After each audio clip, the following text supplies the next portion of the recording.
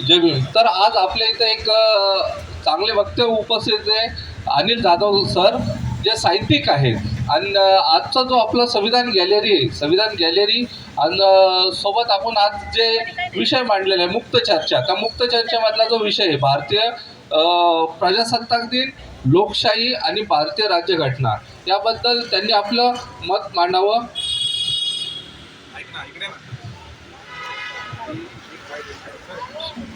सर्वांना जय भीम. आज आपल्या देशाचा 77वा प्रजासत्ताक दिन मोठ्या उत्साहात आपण साजरा करीत आहोत.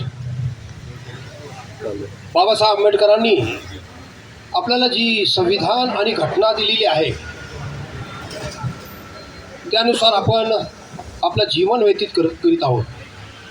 संपूर्ण विश्वामध्ये एकमेव अशी घटना आहे जी बाबासाहेबांनी लिहिली. बाबासाहेबांनी आपल्या घटनेमध्ये 395 कलमं लिहिली. एक किस्सा आहे, मी तुमच्यासमोर मांडू इच्छितो. 1890 साली महात्मा ज्योतिराव फुले यांचे निधन झालं आणि 1891 साली बाबासाहेबांचा जन्म झाला. बाबासाहेबांनी तरुण वयात अस्पृश्य, दीनदलित, दीनदुबळे यांना ओळखलं आणि भारतात भ्रमण चालू केलं. चालता चालता ते पुण्यात आले आणि पुण्यात भिडेवाड्याला त्यांनी भेट दिली. महात्मा ज्योतिराव फुले आणि सावित्रीबाई फुले यांनी जे शिक्षणाचा प्रचार प्रसार केला, त्यांच्या बाबासाहेबांनी अभ्यास केला आणि जाता जाता परत बाबासाहेब त्या घराला वळून बघितलं. त्यांनी त्या घटनेत 395 कलम टाकून तर त्या भिडेवाड्याचा जो क्रमांक होता महात्मा फुले यांच्या घराचा, तो 395 आणि कलम पण 395. असे महान व्यक्तिमत्व डॉक्टर बाबासाहेब आंबेडकर.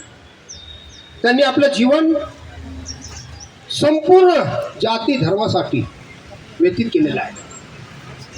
मी बाबासाहेबांबद्दल एक कविता आपल्यासमोर सादर करतो.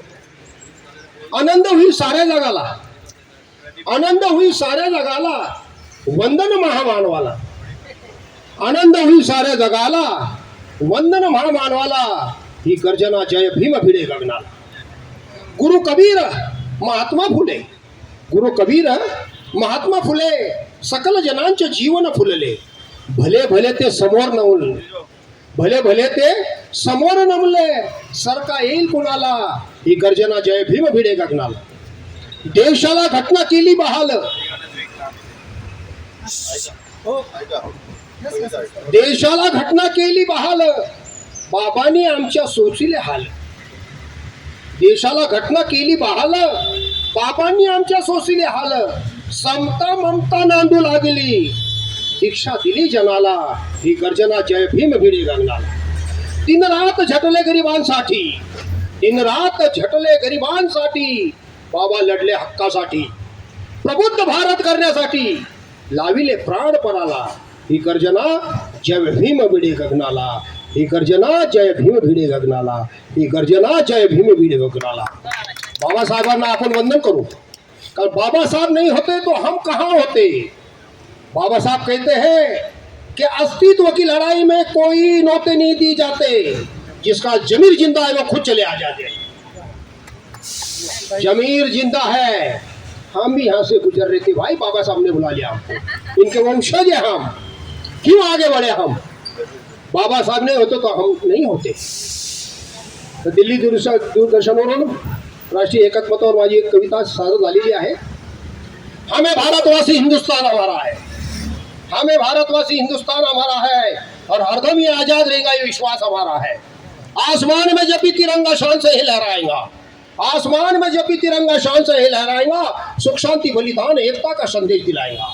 निशान अपना ऊंचा रहेगा, प्राणों से भी प्यारा है, हमें भारतवासी हिंदुस्तान हमारा है. हिंदू मुस्लिम सिख ईसाई, हिंदू मुस्लिम सिख ईसाई वीर वतन के धरती पर, और सर पे कफन ये बांध खड़े रणभूमि की सीमा पर. हो जाओ तैयार जवानों, हो जाओ तैयार जवानों, लहू ने तुमको पुकारा है। हमें भारतवासी, हिंदुस्तान हमारा है, हिंदुस्तान हमारा है, हिंदुस्तान हमारा है। बाबा साहब नहीं होते तो हम कहाँ होते। बाबा साहब ने आगे कह दिया, अपनी गलतियों के हम खुद वकील बन जाते हैं, अपने गलतियों के हम खुद वकील बन जाते हैं और दूसरे गलतियों के हम लोग जज बन जाते हैं। एक व्यक्ति दोनों पद भी स्वीकार देता है, वहां फैसले कभी नहीं होंगे, फासले बन जाएंगे। ये बाबा साहब को नमन है। जय भीम। खूप खूप मौल्यवान बोलले साहेब, तुम्ही खूप छान